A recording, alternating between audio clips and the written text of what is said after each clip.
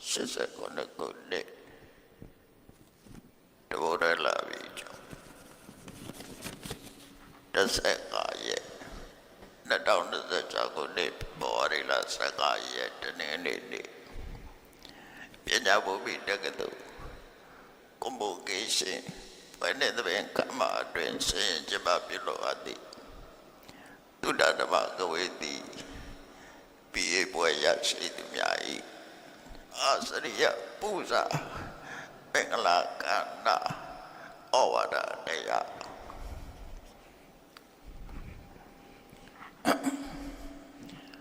ဩဝါဒအနေနဲ့အလုံးမြတ်ဗုဒ္ဓရဲ့ဆုံးမကိုယုံကြည်မြတ်လို့အားကိုးပြီးဘုရားသီတာလည်းကိုးကွယ်ရအစဗျာရဲ့ဆုံးမဖြစ်တဲ့တရားသီတာလည်းကိုးကွယ်ရရသဗျာရဲ့ဆုံးမတရားကိုကျင့်ကြံကြုတ်ကိုအတုံးလို့ပေါက်ရောက်အောင်မြင်သွားကြပြီမြတ်ဗုဒ္ဓရဲ့ဆုံးမတရားတော်တွေကိုမျက်မှောက်ခေတ္တအောင်မပြောင်းမပြတ်သက်ဆောင်လာတဲ့သံဃာသီတာလည်းကိုးကွယ်ရလို့ဘုရားတရားသံဃာယရဏသုံးပါးရဲ့ခြေစွတရားမျောမှန်ပြီးကိုယ်ဝယ်အတာကြောင့်အဲဒီလိုကိုယ်ဝယ်အတာတဲ့ဆိုတဲ့နေရာပါအဓိကတရားအဓိကဖြစ်ပါတယ်မြတ်စွာဘုရားကိုယ်တိုင်ကလည်းပဲတရားကိုအဓိကတာသံဃာတွေကလည်းတရားကိုအဓိကတာတရားကိုပေါ်ထုတ်နိုင်တဲ့ဟောပြောနိုင်လို့မြတ်စွာဘုရားကိုကိုယ်ဝယ်ကြတာဖြစ်တယ်သံဃာတွေကိုကိုယ်ဝယ်တယ်ဆိုတာလည်းပဲဒီတရားဓမ္မတွေကိုဆက်လက်သက်ဆောင်ပြီးအမှန်တရားကိုသိအောင်ဟောပြောလို့ကိုယ်ဝယ်ရလို့ပြောတာအဓိကအနှစ်သာရပြောရင်ဘုရားဘာသာဝင်သူတော်စင်တွေရဲ့အကိုရစကပါလေဓမ္မပဲသို့တော့ဆက်သွယ်ပြီးတော့ကြည့်လိုက်ပဲဆိုဒီဓမ္မကပဲအရာဘုရားစီအရာကနေကိတေအောင်ဓမ္မမပြောင်းမပြည့်ဖြစ်တာပဲအရာသံဃာရစီအရာအဲ့ဒါကြောင့်မလို့အဓိကကိုယ်ဝေရတရားဆိုတာကိုယင်းနဲ့နှလုံးထဲမှာပတ်သက်တာပြီတရားမပြတ်အောင်ကြင်ကြောင်နေတိုင်းဘုရားအရေးကြီးဆုံးဖြစ်ပါတယ်ဒါကြောင့်မို့တရားဆိုတာနဲ့ပတ်သက်ပြီးတော့အလုံးဘုရားဘာသာဝင်နေငယ်စဉ်တောင်းကြီးကလေးဘုရားကလေးက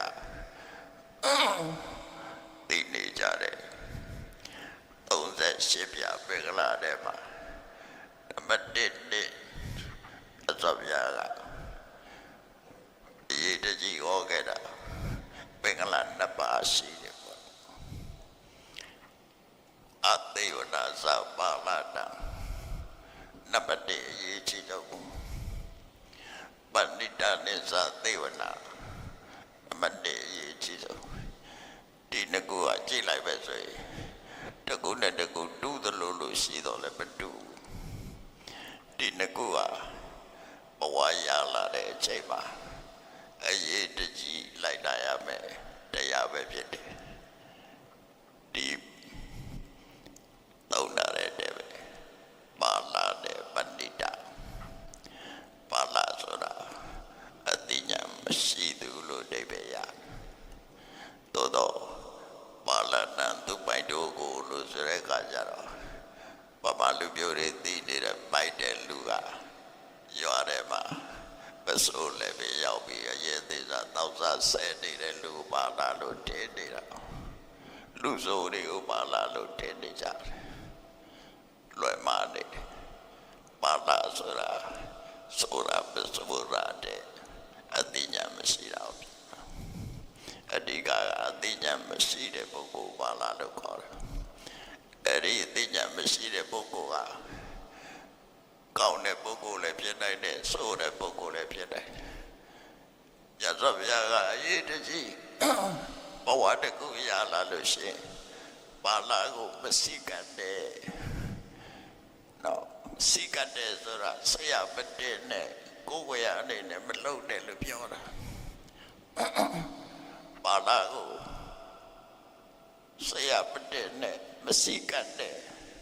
သူစကားတွေကိုနားမထောင်နဲ့နားရောက်လိုက်ပဲမကောင်းတဲ့ဘက်ကိုရောက်စေလိုက်ပဲ အဲ့ဒီအသိဉာဏ်မရှိတဲ့ပုဂ္ဂိုလ်ရှောင်ကျင်ပါလို့ပြောတာရှောင်ကျင်တာဆိုတာလူကိုမပေါနဲ့လို့လူကိုမခေါ်မပြောအဲ့ကတစ်တော့ပဲလို့ပြောတာမဟုတ်ဘူးနော်လူကတော့တူနေခြင်းနေရပဲဒါပေမဲ့လို့သူ့ရဲ့လုံရသူ့ရဲ့အမှုကျင့်နေနဲ့ပတ်သက်ပြီးတော့ကင်းငင်ရှင်းရှင်းနေတတ်ဖို့အဲ့ဒါရေးချီတာပါလာဆိုတာကိုယ်အိမ်မှာလည်းရှိတယ်ကိုယ်ပတ်ဝန်းကျင်မှာလည်းရှိနေပါပဲရှိနေပါပြတော့ပါလာမဖြစ်အောင်ကတော့အသိပညာရအောင်လုပ်ပါပဲရအောင်ပါလာဖြစ်ရင်လုပ်သမျှတွေလွယ်ချေအောင်ပါဖြစ်စံကြီးပဲကြတော့ပဏိတာဆိုတာပဲလုံးပါပြောပါတွေ့ချိုးချောင်းစင်ရင်ပြီးအသိဉာဏ်နဲ့တွေ့တယ်အသိဉာဏ်နဲ့ပြောတယ်အသိဉာဏ်နဲ့လုပ်တယ်သူနဲ့ပေါင်းတဲ့အတူနေသည့်အတွက်ကြောင့်ဒုက္ခမရောက်သုဒ္ဓတကူပါပြတ်တော်ပြဟောတာတယ်လောကကြီးမှာဖြစ်သမျှပြတ်တပါးတွေအားလုံးအပါလာကြောင့်ဖြစ်တာတဲ့ဥပမာပေးတာတဲ့အပိုက်ကစပြတ်တမိလောင်နေဆိုတာဓမ္မမရှိတဲ့တရားစားပြီးတော့လောင်တာဓမ္မရှိတာတွေပါကုန်တို့တူပဲလောကမှာပြဿနာတက်သမျှပါလာတဲ့ကြောင့်ပဲလို့ပဲကောင်းကျိုးချမ်းသာရသမျှအားလုံးကပဏိတာတွေကြောင့်ပဲအသိပညာရှိတဲ့ပုဂ္ဂိုလ်တွေကြောင့်ပဲဒါကြောင့်မို့ပါလာကိုပေါင်းသိစိတ်ကချင်းအာတာခြင်းမလုပ်ရအောင်ပဏိတာနဲ့ပဲစိတ်ကအထာရရှေးသူတော်ကောင်းတွေကဘလောက်တယောက်ပြောတော့ဆိုလို့ချင်းပါလာကိုဘလောက်တယောက်ကြောက်တယ်လေဆိုနော်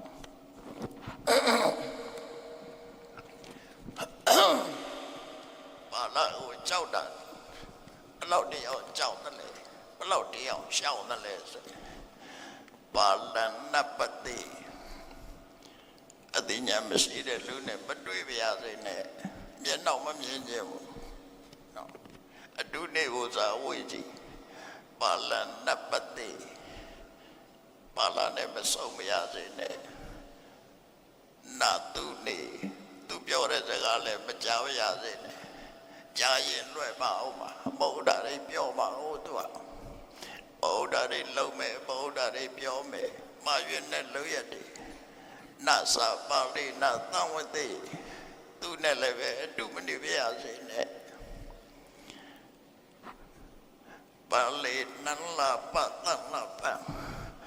သူနဲ့လည်းစကားပြောဆိုဆွေးနွေးမှုမလုပ်ပြရစေနဲ့နာကရေနာစာရောစေသူပြောသမျှစကားကိုနားယောင်ပြီးတော့ကြိုက်သွားတာလည်းမဖြစ်ပြရစေနဲ့ဘာကြောင့်မုန်းလို့လားမေတ္တာမရှိလို့လားအဲ့လိုမဟုတ်စိုးကြိုတွေဖြစ်မှကြောက်တော့နော်ပါလာဆိုတာကိုသားသမီးလည်းဖြစ်ချင်းဖြစ်ပဲကိုမိဘလည်းဖြစ်ချင်းဖြစ်ပဲကိုညီကိုမောင်နှမတွေကလည်းဖြစ်ချင်းဖြစ်ပဲကိုမိတ်ဆွေလည်းဖြစ်ချင်းဖြစ်နေဒါပေမဲ့လို့သူတို့ကအလွယ်မှတွေ့တယ်အလွယ်မှပြောတယ်အလွယ်မှတွေလုံးတယ်ဆိုရင်ဒုက္ခရောက်တတ်တယ်မြတ်စွာဘုရားကထင်ရှားတဲ့ဥပမာလေးပြောတာငါပြောပဲလို့အိမ်ရတို့လို့ဘယ်ရတကူဟာစပယ်ပန်းလို့မွေးကြတဲ့အနံ့လေးနဲ့ထုတ်လိုက်ရင်ဘာမှအနံ့မရှိတမ်းမှုမရှိတဲ့ရွက်တော့မွေးကြသွားတယ်ပညာရှိနဲ့ပေါင်းရင်အဲ့ဒါလို့မဟုတ်ငါပြီးပုံထုတ်လိုက်မယ်ဆိုရင်အဲ့ဒီဘာအနံ့မှမရှိတဲ့ငါပြောပဲတို့တရွက်တို့ဆိုတာပုစောနာသွားနိုင်အဲ့ဒါလို့ကုသမှုကိုခါရတတ်တယ်ဒါကြောင့်ဘုလို့ဆုတောင်းတာပါဠိနပတိပါဠိကိုမမြင်မရစေနဲ့နာတုနေသူ့ကိုပြောတာဒီမကြပါရစေနာစပါဠိတာသဝတိပါဠိနဲ့အတူတော်မတိပါရစေနဲ့ပါဠိနလိပ နန္လာပတန်လာပနကရေနသာရောစီဘာလာနဲ့အပြန်လာဆွေးနေတာမျိုးမလုပ်ပြရစေနဲ့သူပြောသမျှကိုလည်းပဲစိတ်ထဲကသဘောကျသွားတာမျိုးမဖြစ်ပြရစေနဲ့ဆိုလိုတာကုန်နေပြီဘာလာနဲ့ပတ်သက်ပြီးအလုံးကိုရှောင်တဲ့သဘောပြောတာနော်သူကဒုက္ခကိုရောက်စေတတ်တယ်ဒေဝတယဘာကြောင့်မြေမြွားသည်ဆင်းရောက်သွားတယ်လေဆိုလို့ရှိရင်မြတ်စွာဘုရားကဟောတယ်ပဲပါပမိတ်တာမကောင်းတဲ့မိတ်ဆွေနဲ့ပေါင်းတဲ့နာကြောင်းတစ်ခုနေတဲ့တဲတာအဲပါပမိတ်တာဆိုပါလာတဲ့ပေါင်းတယ်လို့ပြောတယ်နော်အဲ့ဒါလေကြောင်းတစ်ခုပဲကိုယ့်ရဲ့အတွင်းဇာတာကတော့ပါပိတ်စာပေါ့မကောင်းတဲ့အတွေ့အလိုဆန္ဒတွေရုံမာတဲ့အောက်တန်းကြတဲ့စိတ်ဆန္ဒတွေရှိတယ်အပြင်ကတော့မကောင်းတဲ့လူနဲ့ပေါင်းတာအကြောင်းပဲပေါ့အဲ့တော့မေးကြရှိတယ်ရှင်ဒေဝတာမြတ်စွာဘုရားတည်းလည်းအမျိုးတော်တယ်နောက်မြတ်စွာဘုရားရဲ့တပည့်သာဝကဖြစ်ရန်ဖြစ်တယ်နော်ပညာရှိနဲ့ပေါင်းတယ်လို့ပြောဘာဖြစ်လို့မကောင်းတာလဲဆိုအဲ့ဒါကြတော့ပပိစ္ဆာ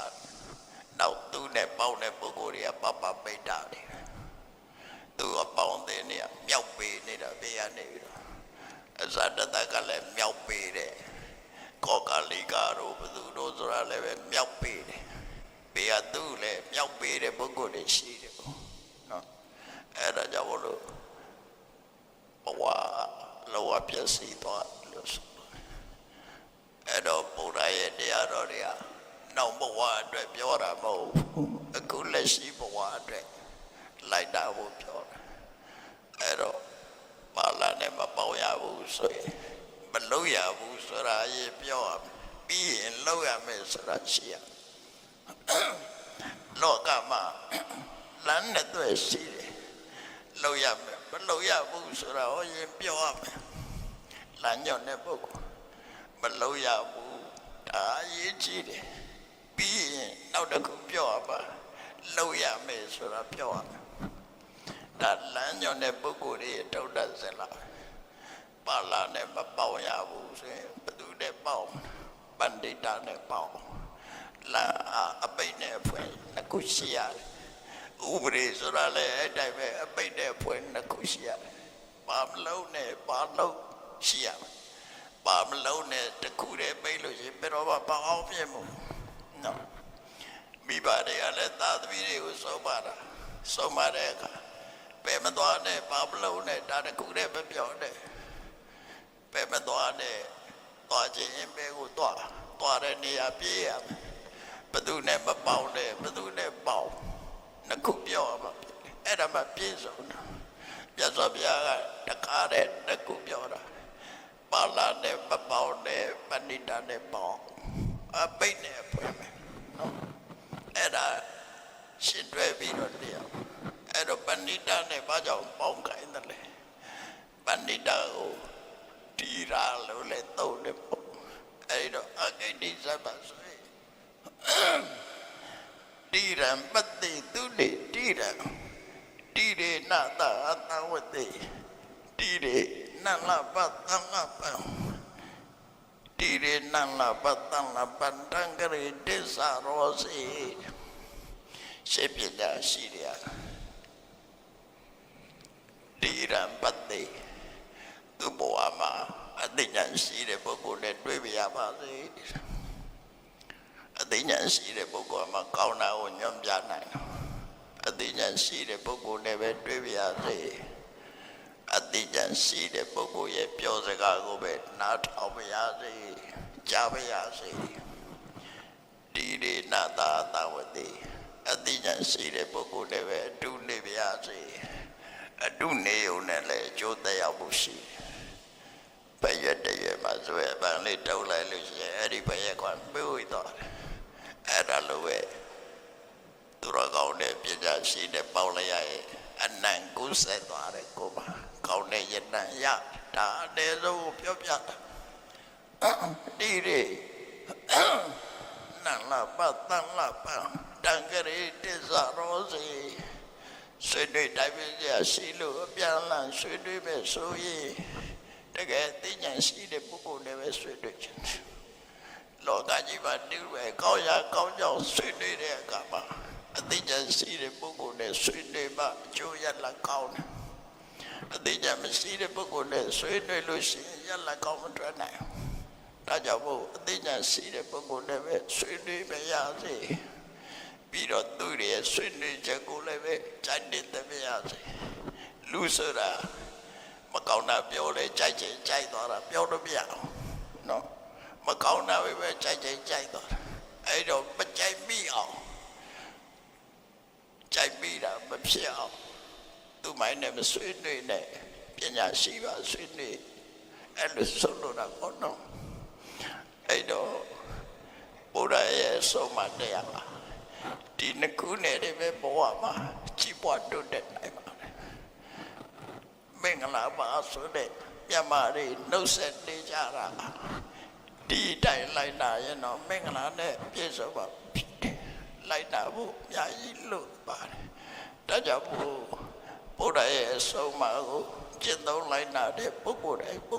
ဟာရှောင်ရမှနဲ့ဆောင်းရမှဒီနှစ်ခုမတတ်တာပြီးတော့ကိုယ်ဘဝအကောင်းဆုံးဖြစ်အောင်ရှောင်ရမယ့်အရာကိုရှောင်ပြီးတော့လှုပ်ဆောင်ရမယ့်အရာကိုလှုပ်ဆောင်ခြင်းပြသလေဘဝကြီးပေါ်တဲ့ဘုရားရနိုင်တယ်လို့ကိုယ်စီမတတ်ပြီးကြိုးစားအထောက်နိုင်ကြပါစေ